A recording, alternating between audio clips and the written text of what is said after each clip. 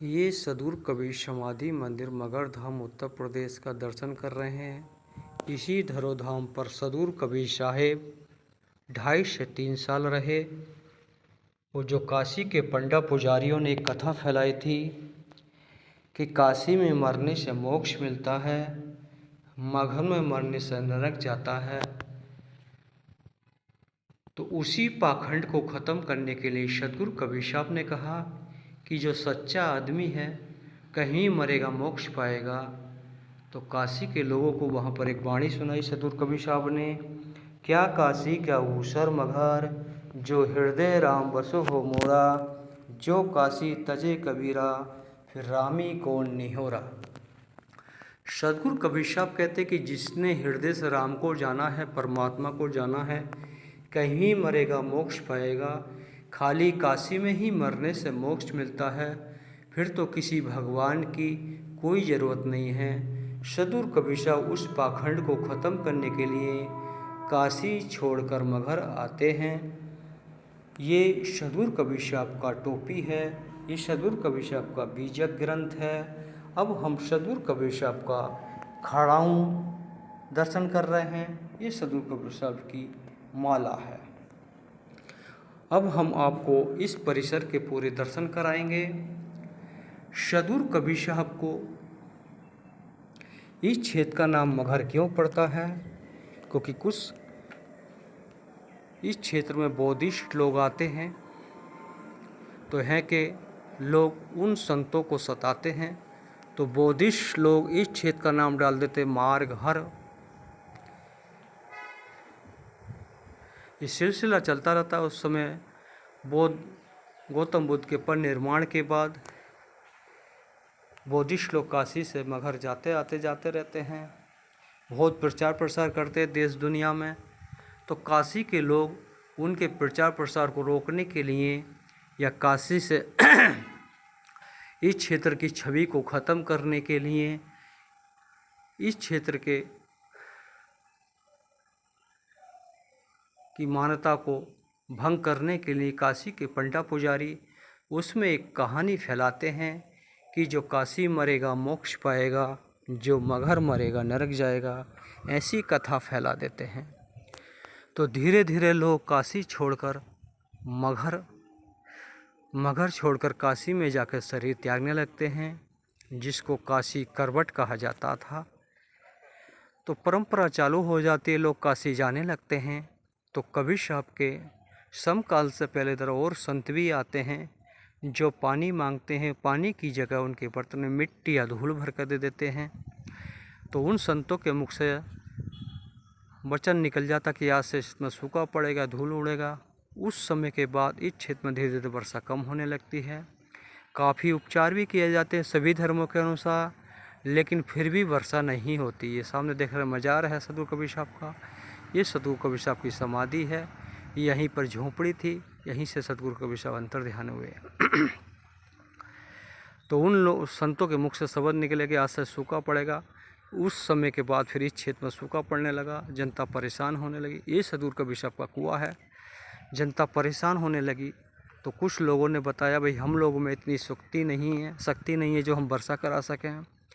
अगर काशी में सदगुरु कबीर साहब रहते, अगर उनके पास जाएंगे कुछ न कुछ समस्या का निदान हो जाएगा। फिर यहाँ का राजा बिजली खां पठान अपने साथियों को साथ लेकर कबीर चौरा बनारस जाते हैं। वो पूरी है की व्यवस्था बताते हैं। ये सदगुरु कबीर साहब का पार्क है, पूरी व्यवस्था बताते हैं। तो बिजली खां पठान ने यहाँ की पूरी व्यवस्था बताई कि कुछ साधु संतों ने उन लोगों को सताया, इसलिए उस क्षेत्र में सूखा पड़ा है। तो सदगुरु कबीर साहब कहते अगर हमारे चलने से बहारन में वर्षा हो सकती है तो हम अवश्य चलते हैं। तो जैसे ही सदगुरु कबीर साहब काशी से मगहर के लिए चलते हैं, उस समय के काशी के लोग वही बात का कबीर साहब के सामने रखते हैं कि आपका वृद्ध शरीर है और आप ऐसी जगह जा रहे हो मरने के बाद नरक जाते हैं, ऐसी मातृभूमि को छोड़कर जा रहे हो मरने के बाद स्वर्ग जाते हैं।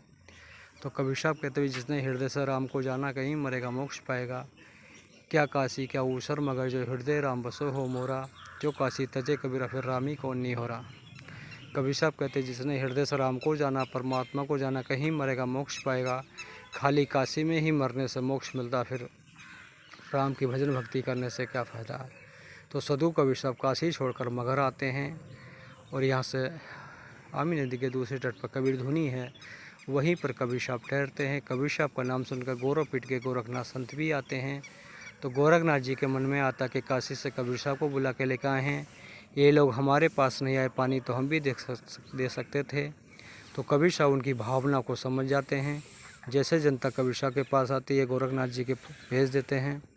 तो गोरखनाथ जी अपनी ज्ञान शक्ति से पैर लगाते, कुछ पानी की शोध क्रिया चलता है, जिस शोध का नाम गोरखतलिया नाम रखा जाता है। जनता कहते इतने पानी से पूरे समाज की व्यवस्था नहीं हो सकती। फिर जनता कबीर साहब के पास आती है। कबीर साहब अपनी ज्ञान शक्ति से वर्षा कराते हैं। इतनी वर्षा होता जो नदी नाले सूखा रहते हैं, या ये आमी नदी सूखा रहता है, उसी में ये पानी रीति चलने लगता है। यही वो आमी नदी है जो सदगुरु कबीर साहब ने अपनी ज्ञान शक्ति से प्रभावित की थी। जब से आज तक ये आमी नदी सूखा नहीं है, इसमें पानी भले से कम बढ़ती होता रहता है। यही वो पावन कबीर गंगा है जो सदगुरु कबीर साहब ने दोबारा से जीवित की। और ये आप देख रहे हैं, ये सदगुरु कबीर घाट बना है, और इधर शिव घाट है, उधर पार्वती घाट है, उधर जगन्नाथ घाट है, और ये शिव मंदिर है। ये आमी नदी घाट।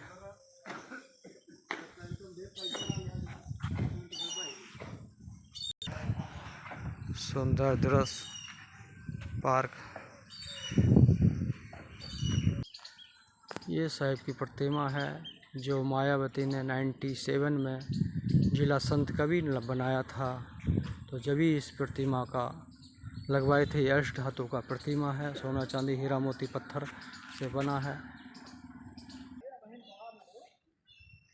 यही जो पावन भूमि है जहाँ सदगुरु कबीर साहब अपनी झोपड़ी बनाकर रहते थे, यहीं से ज्ञान उपदेश करते थे, और यहीं से अंतर ध्यान हुए।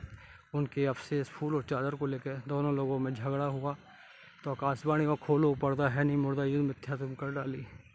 तो राजा बीर सिंह बघेल बिजली का पठेन में विवाद हो गया कि मेरे गुरु थे मैं संस्कार करूँगा। बीर सिंह बघेल बोले मेरे गुरु थे मैं संस्कार करूँगा। तो फिर निर्णय हुआ कि अब जो युद्ध में जीतेगा वही उनका देह संस्कार करेगा। फिर निर्णय हुआ युद्ध में जो जीतेगा वही देह संस्कार करेगा। फिर दोनों राजा आमने सामने तलवार लेकर तैयार हो गए। उसी परिस्थिति में राजा बीर सिंह बघेल बिजली का पठान युद्ध के लिए तैयार हो गए। फिर उसी बीच में आकाशवाणी में खोलो पर्दा है नहीं मुर्दा युद्ध मिथ्या तुम कर डाली। फिर झोपड़ी खोल कर देखा फूल और चादर मिला। उसी से राजा बीर सिंह बघेल ने समाधि बनाई और मुस्लिम राजा बीर सिंह पठान ने मजार बनाया। अब हम उस पावन भूमि का आपको दर्शन कराएंगे जहाँ सदगुरु कबीर साहब बैठकर ध्यान करते थे। इसको कबीर गुफा के नाम से जाना जाता है। अब हम गुफा के अंदर प्रवेश कर रहे हैं, उसी परम भूमि का दर्शन कराएंगे जहाँ सदगुरु कबीर साहब बैठकर एकांत में कभी कभी आकर यहाँ पर ध्यान करते थे। यही वो पावन भूमि है जो सदगुरु कबीर साहब बैठकर यहाँ पर ध्यान साधना करते थे।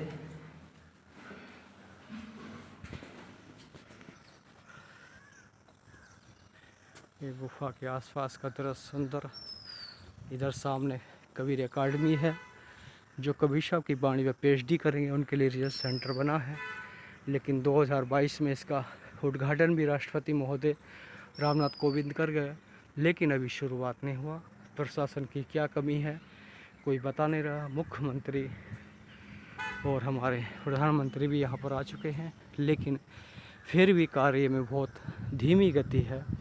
इसलिए अभी कबीर एकेडमी में जो रिसर्च PhD होने चाहती वो अभी चालू नहीं हुआ।